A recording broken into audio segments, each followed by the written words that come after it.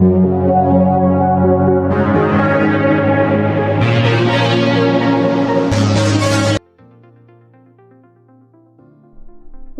is such a vast area that sometimes it is hard to know where to start.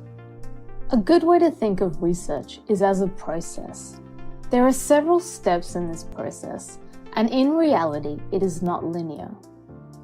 It helps to visualize it as an iterative cycle at any step of the process.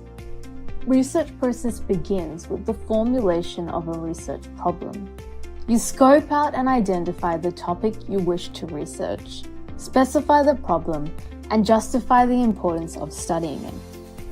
Then review of the literature to evaluate the theory that has been written about the topic in order to understand what has already been done, what ideas are already out there, who the experts in the area are, and the major publications in the field that you will need to cite. Most importantly, it allows you to identify the major gaps and where your research fits into this.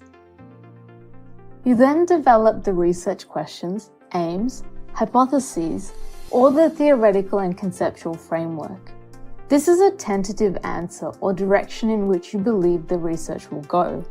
It provides a lens for how you will explain findings, as well as a structural map for your research journey.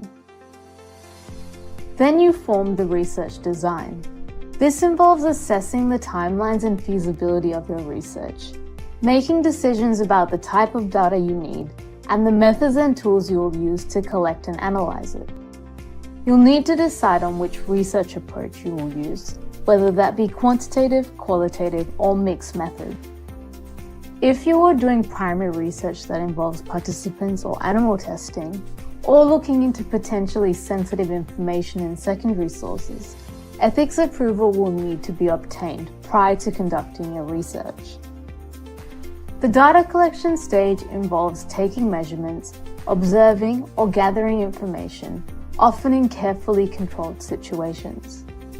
Once you have all your data, you analyze and interpret your findings to identify themes or patterns.